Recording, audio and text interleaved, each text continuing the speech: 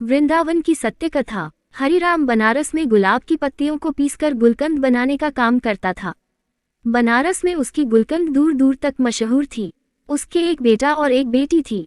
बेटी का नाम सुकन्या था। बेटी गुलकंद बनाने में अपने पिता का पूरा साथ देती थी और इस काम में अपने पिता की तरह माहिर थी। सुकन्या की स्कूल में पढ़ाई के साथ साथ नृत्य कला, गायन कला और वाद्य कला का अभ्यास कराया जाता था। सुकन्या ने वाद्य कला में बांसुरी का चुनाव किया और उसमें वो पूरी तरह निपुण हो गई थी। स्कूल में जब भी कोई धार्मिक समारोह होता तो सुकन्या बांसुरी बजाकर सबका मन मोह लेती थी। हरिराम बनारस में तो गुलकंद का व्यापार करता ही था। वह हर शहर में जाकर गुलकंद बेचा करता था। इस काम में उसकी बेटी उसके साथ जाती थी, क्योंकि उसका बेटा अभी छोटा था और उसका ज्यादा रुझान पढ़ाई की तरफ था। लेकिन सुकन्या को अपने पिता का साथ देना बहुत अच्छा लगता था। ऐसे ही बाप बेटी हर शहर में जाकर गुलकंद बेचकर अच्छी कमाई कर लेते थे। एक बार वृंदावन में गुलकंद बेचने का उनको सौभाग्य प्राप्त हुआ। दोनों बाप बेटी वृंदावन में एक धर्मशाला में ठहरे। हरिराम का नियम था, जब भी वह दूसरे शहर में जाता तो सबसे पहले बनाई हुई गुलकंद को वह किसी मंदिर में भोग लगाता था। वृंदावन में आकर जब उसने गुलकंद बनाई तो उसने एक दोने में गुलकंद को रखा और अपनी बेटी के साथ राधा रमन जी के मंदिर के प्रांगण में गया और वहां जाकर गुलकंद से भरा हुआ दोना सुकन्या और उसके पिताजी ने राधा रमन जी के चरणों में रख दिया। मंदिर के पट अभी बंद थे, तभी सुकन्या जो हर रोज अपनी बांसुरी का अभ्यास जरूर करती थी, क्योंकि बांसुरी बजाए बगैर उसको चैन नहीं आता था, तो मंदिर के प्रांगण में बैठकर आज राधा रमन जी को अपनी बांसुरी वादन सुनाने लगी। बांसुरी की धुन छेड़ते ही मंदिर के प्रांगण में ऐसा माहौल बन गया कि हर कोई उसके बांसुरी की धुन को सुनकर मंत्रमुग्ध हो गया। जब मंदिर के पट खोले तो गोसाई जी ने हरिराम और सुकन्या के लाए हुए गुलकंद के दोने को राधा रमन जी के आगे रख दिया। गोसाई जी जो कि राधा रमन जी के हर भाव से परिचित थे, उन्होंने आज देखा कि राधा रमन जी के मुख पर आज बहुत प्रसन्नता का भाव है। उनके मुख की मुस्कान बहुत ज्यादा तीखी हो गई थी। उनके कटाक्ष नेत्र खुशी से और फैले हुए थे। गोसाई जी ये देखकर हैरान हो गए, आज राधा रमन जी इतने प्रसन्न क्यों हैं? तभी उनका ध्यान मंदिर के प्रांगण में बैठे सुकन्या पर पड़ा, जो कि बांसुरी बजाने में मग्न थी। तो गोसाई जी समझ गए कि राधा रमन जी बांसुरी की धुन सुनकर प्रसन्न हो रहे हैं।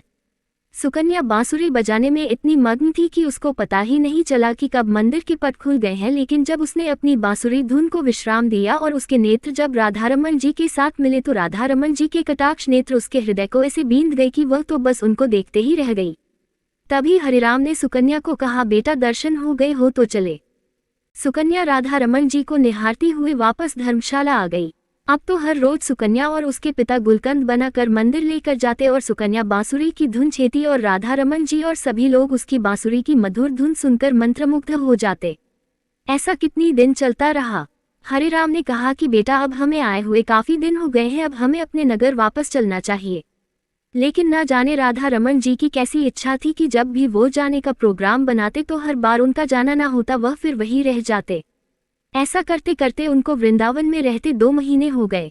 सुकन्या का तो यहाँ से जाने का मन ही नहीं कर रहा था, क्योंकि वह तो राधा रमना की दीवानी हो चुकी थी। और उधर राधा रमन जी जो कि आज तक अपनी बांसुरी की धुन से सारे वृंदावन में रमन करते थे, अब तो सुकन्या की बांसुरी की धुन सुनकर मंत्रमुग्ध हो रहे थे। कई बार ऐसा होता था कि रमना रात को विश्राम के लिए भी देरी कर देते थे, क्योंकि उनको बांसुरी की धुन बहुत प्रिय लगती थी। जब इनको सुलाने के लिए मंदिर के पट बंद करने के लिए गोसाई जी जाते तो किसी न किसी बहाने राधा रमन जी मंदिर का पट बंद ही नहीं करने देते। ऐसा कई बार गोसाई जी ने देखा था।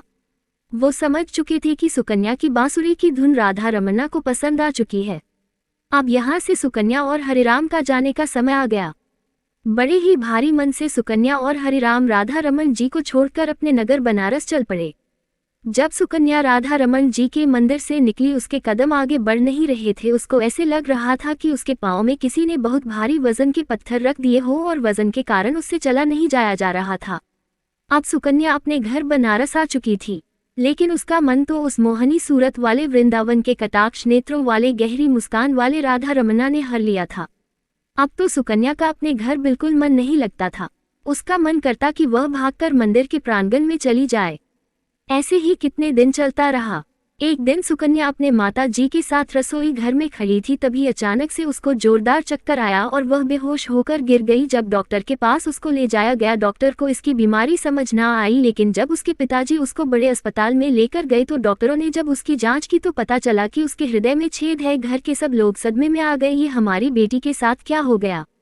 डॉक्टर ने बोला कि अब आपकी बेटी ठीक नहीं हो सकती, यह कुछ दिनों की मेहमान है। लेकिन इसके बारे में सुकन्या को नहीं बताया गया। सब लोग उसको ऐसे दिखाते कि तुमको कोई मामूली सी बीमारी है और तुम्हें कुछ भी नहीं हुआ है, लेकिन सुकन्या को थोड़ा सा संदेह हो गया था, उसको कुछ ना कुछ बड़ी बीमारी हो गई है।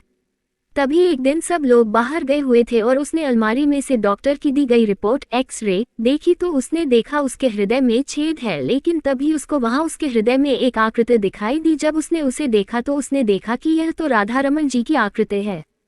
सुकन्या ये देखकर हैरान हो गई, राधा रमन जी को मैं वहां नहीं छोड़कर आई, बल्कि वह तो मेरे साथ मेरे हृदय में निवास कर रहे हैं। जब सब लोग घर आए तो सुकन्या ने ऐलान कर दिया कि वह आज रात को राधा रमन जी के पास जाएगी, लेकिन उसके पिताजी ने कहा कि बेटा तुम्हारी तबीयत ठीक नहीं है, तुम वहां नहीं जा सकती। लेकिन सुकन्या ने तो ठान लिया कि वह वृंदावन जरूर जाएगी, ना जाने कब उसको मौत का बुलावा आ जाए। उसके पिताजी उसकी हट के आगे विवश हो गए और उसको लेकर वृंदावन के लिए चल पड़े। वृंदावन पहुंचकर वह दोनों सुबह सबसे पहले राधा रमन जी की मंदिर अपने हाथ से बने हुए गुलकंद को लेकर और बांसुरी लेकर मंदिर में प्रवेश करते हैं। मंदिर में आज एक अजीब तरह की खुशबू आ रही थी। सब गोसाई लोग हैरान हो गए कि आज यह मंदिर में कैसी खुशबू फैली हुई है। लेकिन जब उनका ध्यान सुकन्या की तरह पड़ा तो सब गोसाई सुकन्या को देखकर बहुत प्रसन्न हो गए और कहने लगे, अरे बेटा तुम कहाँ चली गई थी, जब से तू गई है हमारे तो राधा रमन जी की मुख की कांति फीकी पड़ गई है। लेकिन आज देखो उनकी मुस्कान कितनी गहरी है और आज तो तुम्हें देखकर उनकी दंतावली के भी दर्शन हो रहे हैं। अब जल्दी से तुम अपनी बांसुरी की धुन भी सुना दो ताकि और प्रसन्न हो जाए। तुम नहीं जानती कि तुम्हारे हाथों से बनी हुई गुलकंद राधा रमन जी को बहुत प्रिय थी। जब भी तुम गुलकंद का भोग लगाती थी हम अपने हाथों से इनके मुख पर लगी गुलकंद को साफ करते थे। हमने तुम्हें कभी नहीं बताया, ये तुम्हारी गुलकंद को रोज रोकते थे। ये सुनकर सुकन्या का फीका पदा मुख अचानक से खिल उठा। लेकिन जब उनको गोसाई जी ने बोला कि आज तुम अपनी बांसुरी की धुन से राधा रमन जी को प्रसन्न कर दो, तभी वहां पर हरिराम ने आकर गोसाई जी को हाथ जोड़कर बड़ी विनम्रता से कहा कि मेरी बेटी अब बांसुरी नहीं बजा सकती क्योंकि इसकी हृदय में छेद है। अगर यह बांसुरी बजाएगी तो ये जो बचे कुछ ही दिन है उससे पहले ही इसको कुछ हो जाएगा। हरिराम गोसाई जी से प्रार्थना कर रहा था, लेकिन उधर सुकन्या बांसुरी बजानी शुरू भी कर चुकी हुई थी और लगातार 4-5 घंटे आंखें बंद करके राधा रमन जी के अपने हृदय में दर्शन करते हुए बांसुरी बजाती है। हरिराम ये देखकर हैरान होता जा रहा था, इतनी बीमार लड़की बांसुरी वादन कैसे कर सकती है। जब सुकन्या ने बांसुरी को विश्राम दिया तभी मंदिर में माथा टेकने के लिए दिल्ली से एक बहुत बड़े डॉक्टर का परिवार आया हुआ था। उन्होंने गोसाई जी और हरिराम की सारी बातें सुन ली तो डॉक्टर ने बताया कि जिसको दिल की बीमारी या दिल में छेद होता है वह बांसुरी वादन नहीं कर सकता। आप लोगों को जरूर कोई गलतफहमी हुई है, लेकिन हरिराम ने सौगंध लेकर कहा कि नहीं, हम वहां पर सुकन्या का इलाज करवा रहे हैं। और डॉक्टर ने बोला है ये कुछ दिनों की मेहमान है। तो मंदिर में आए हुए डॉक्टर ने दोबारा उसके दिल की जांच की तो उसने भी देखा कि सुकन्या के हृदय में तो छेद है, लेकिन वह छेद किसी चीज का उस पर आवरण है। लेकिन उसको कुछ समझ नहीं आ रहा था। किसी को यह नहीं पता था कि बीमार सुकन्या के दिल में हुए छेद को खुद राधा रमन जी ने वहां पर विराजमान होकर अपने आप से ढका हुआ था। सुकन्या अपनी बीमारी से बिल्कुल बेपरवाह थी क्योंकि उसके दिल के डॉक्टर राधा रमन जी उसके दिल का इलाज करने के लिए खुद उसके हृदय में वास कर रहे थे। ये बात सुकन्या और राधा रमन जी ही जानते थे। सुकन्या ने ऐलान कर दिया कि जब तक उसकी जिंदगी है तब तक वह राधा रमन जी को छोड़कर कहीं नहीं जाएगी। उसके पिता ने उसको समझाने की बहुत कोशिश की, लेकिन वह अपनी बात पर अड़ी रही।